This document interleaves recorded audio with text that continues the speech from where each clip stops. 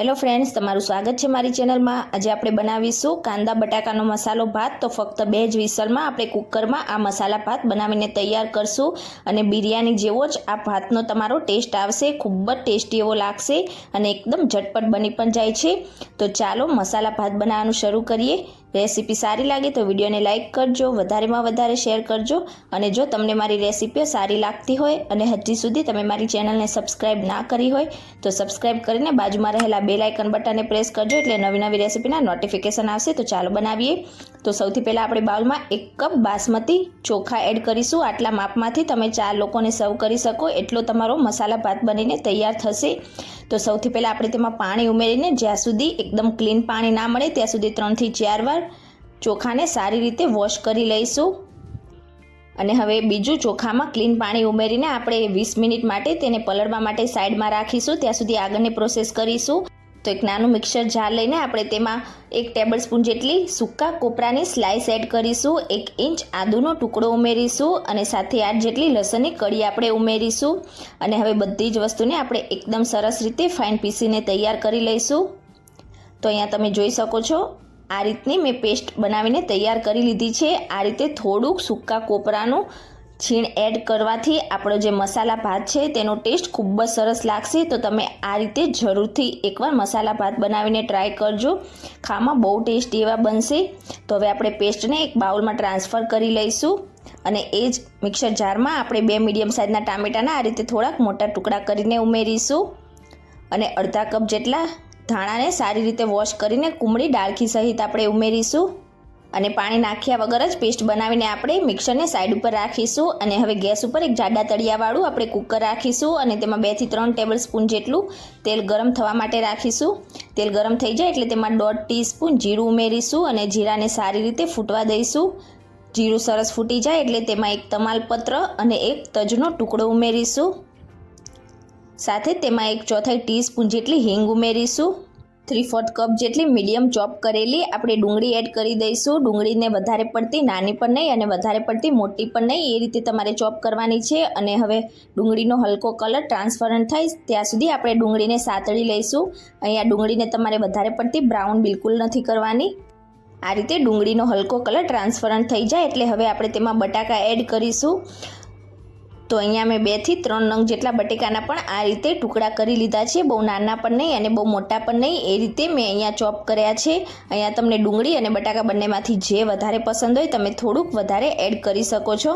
સારી રીતે મિક્સ કરીને આપણે ખુલ્લું જ 2 મિનિટ માટે બટાકાને પણ સાતળીશું અને બટાકા સતળાઈ જાય એટલે આપણે જે આદુ લસણ અને કોપરાની પેસ્ટ બનાવીને રાખી હતી તે બધી જ એડ કરી દઈશું। ગેસની ફ્લેમ સ્લો રાખીશું અને હવે તેની કચાશ હલકી દૂર થાય ત્યાં સુધી આપણે તેને સાતળી લઈશું।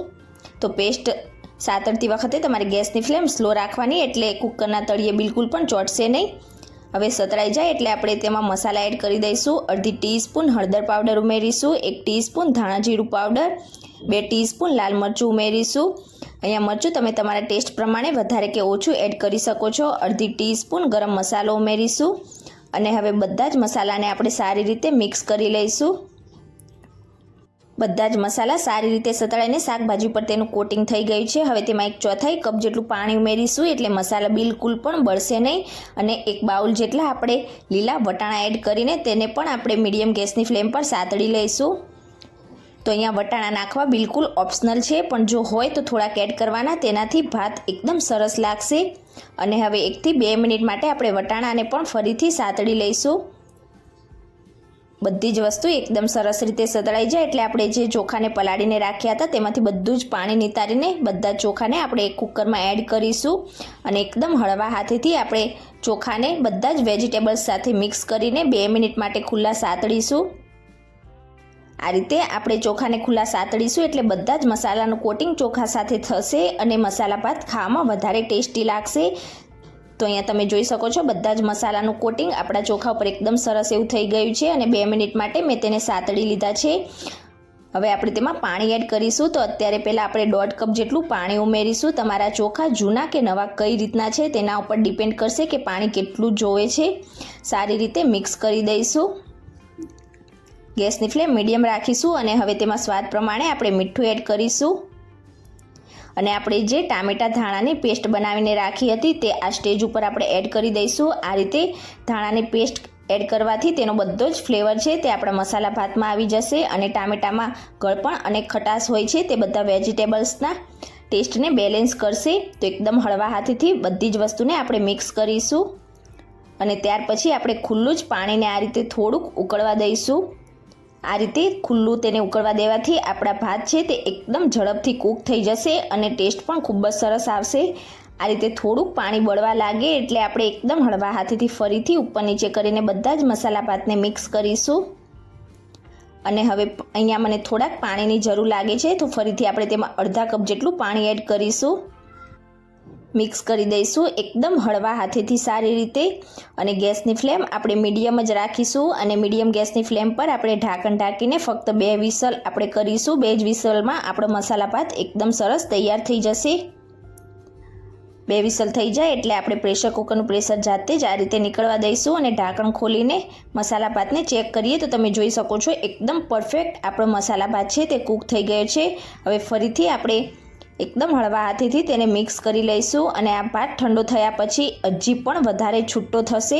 ઠંડો થયા પછી તમે તેને સર્વ કરશો તો એકદમ છૂટા છૂટા તમારા ભાત થશે। હવે આ રીતે ઉપર નીચે કરતા જઈને મિક્સ કરીને આપણે મસાલા ભાતને સર્વિંગ પ્લેટમાં સર્વ કરીશું।